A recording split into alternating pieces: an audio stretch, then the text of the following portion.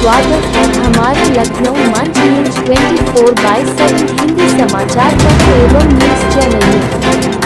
सही खबर, सच्ची खबर। कृपया सब्सक्राइब, लाइक, शेयर, कमेंट जरूर करें। प्रत्येक स्वाभिमानी देश में इतिहास में कुछ ऐसे नायक तय होते हैं जिनसे भावी पीढ़ी सदा सर्वदा प्रेरणा लेती है और उनके विचारों के अनुरूप राष्ट्र की सेवा में अपने को समर्पित करती है। लेकिन भारत में उस इतिहास को ही मान्यता मिली जो ब्रिटिश इतिहासकारों ने लिखा और बाद में उसको वामपंथियों ने आगे बढ़ाया, जिसमें राष्ट्रीय स्वाभिमान का विचार समाहित नहीं था। और इसीलिए रानी अहिल्याबाई जैसे व्यक्तित्व, जैसी शासक, जैसी दृढ़ विचारों से समृद्ध एक शासक की चर्चा होनी चाहिए थी, वो नहीं हुई। जो भारत के इतिहास में उनको सम्मान मिलना चाहिए था वो नहीं मिला, क्योंकि वो राष्ट्रीय स्वाभिमान का प्रेरणा देने वाला व्यक्तित्व था उनका। और इसलिए जो ब्रिटिश इतिहासकार, वामपंथी इतिहासकार, उन्होंने उनकी जानबूझकर अवहेलना की। आज रानी अहिल्याबाई की जन्म जयंती।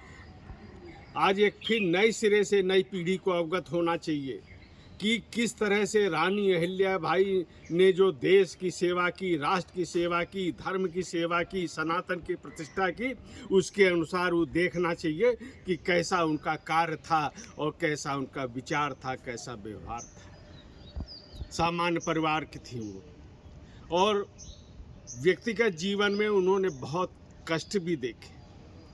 सामान्य परिवार से वो राजघराने में आई, मल्हार राव होलकर के पुत्रवधू बनी। लेकिन व्यक्तिगत उनका जीवन देखें तो उन्होंने अपने पति और अपने एकमात्र पुत्र को दिवंगत होते हुए देखा है। सामान्य कोई महिला होती टूट सकती थी, लेकिन रानी अहिल्याबाई ने कहा कि इसके बावजूद भी मैं अपनी जो प्रजा है पूरी, उन प्रजा को अपनी संतान के रूप में मानती हूँ। और इसलिए उन्होंने मल्हार राव होलकर के बाद गद्दी संभाली और छोटा सा राज्य था। आज मैं केवल ये चर्चा करना चाहूँगा कि राज्य भले छोटा था, लेकिन उनके रानी अहिल्याबाई ने जो सुशासन की स्थापना की वो आज भी प्रासंगिक है। उन्होंने विदेशी आक्रांताओं से जिस प्रकार से मुकाबला किया, ब्रिटिश सत्ता को अपने मालवा राज्य में पांव पसारने नहीं दिया, आज उसकी चर्चा आवश्यक है। यानी सीमाएं सुरक्षित हों, सुशासन की स्थापना हो, सनातन का गौरव हो, यह उन्होंने ऐसा राज्य बना कर दिखाया। 28 वर्ष तक उन्होंने शासन किया, अवसर मिला उनको। 1767 में वो रानी बनी और 28 साल तक रही। अब उन्होंने उस अवधि में जो काम किए वो, अगर मैं आज की पीढ़ी की बात कर रहा हूँ, लेकिन उस समय जो अन्य राजा महाराजा थे, अगर उन्होंने अहिल्याबाई से प्रेरणा ली होती तो ब्रिटिश सत्ता यहाँ पे पाँव नहीं जमा सकती। वो रानी अहिल्याबाई थी जिन्होंने पहले ही समझ लिया कि ये जो अंग्रेज आ रहे हैं, व्यापारी के रूप में आ रहे हैं, किस प्रकार से इनका उद्देश्य है भारत की सत्ता पे कब्जा करना, इसको बहुत ही दूरदर्शिता के साथ रानी अहिल्याबाई ने समझा था।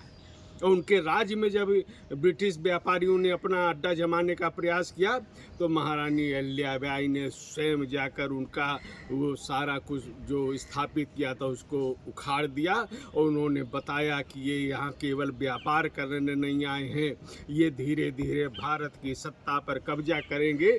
ये एक दूरदर्शिता थी, वो रानी अहिल्याबाई की समझनी चाहिए। आप उस दौर का कल्पना करिए, इतिहास के हिसाब से कैसा दौर होगा। एक तरफ जो सनातन विरोधी सत्ताएं थी वो थी, एक तरफ हमारे आपसी राजाओं में जो आपसी फूट थी वो थी, और इसके बावजूद वो काशी से लेकर और सोमनाथ तक अनेक शिव मंदिरों का जीर्णोद्धार करती हैं, स्थापना करती हैं। यह उनका सनातन के प्रति उनकी निष्ठा है। और किस प्रकार से उन्होंने ये कठिन कार्य उस दौर में किया होगा, केवल आप उसकी कल्पना कर लीजिए। कितने लोग उनके विरोधी रहे होंगे, अपने भी विरोधी रहे होंगे और विदेशी भी विरोधी रहे होंगे। सबके साथ उन्होंने मुकाबला किया, कूटनीति से रास्ता निकाला, राजनीति से रास्ता निकाला, और इसलिए वो ऐसा कर सके। राजतंत्र की क्या पहचान है? वंश परंपरा, परिवारवाद। बेटा चाहे जैसा हो, राजा का पुत्र है तो वो आगे बनेगा और उसकी जय जयकार प्रजा करती है। रानी अहिल्याबाई ने जब उनके पुत्र जीवित थे उसी समय उनको दरबार में कह दिया था कि यह जो हमारा पुत्र है राजा बनने के लायक नहीं है, यह शासन यानी सर्वोच्च किसको माना, ये राष्ट्र को माना, सत्ता को माना, अपने राज्य को माना और अपने परिवार का हित बाद में। उन्होंने कहा कि उनका पुत्र जनसेवा नहीं कर सकता है और इसलिए सत्ता में रहने लायक नहीं है।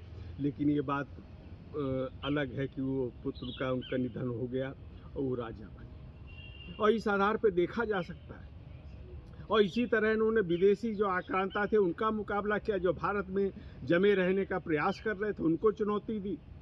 और तीसरा जो सुशासन का है, गरीब कल्याण, गरीबों के कल्याण के लिए, गरीबों को राहत पहुंचाने के लिए, पीड़ितों को सुविधाएं देने के लिए, ज़रूरतमंदों को सुविधाएं देने के लिए उन्होंने अनेक योजनाओं का संचालन किया और निःशुल्क राशन वितरण जहाँ पे आपदा थी वहाँ पे वो करने का काम किया। वो खुद उसकी देख रेख करती थी, निगरानी करती थी, यानी एक राज्य को खुशहाल बनाने का, वंचित पीड़ितों को न्याय दिलाने का और नारी सशक्तिकरण, यत्र नार्यस्य पूज्यन्ते रमन्ते तत्र देवता ये उद्घोष किया।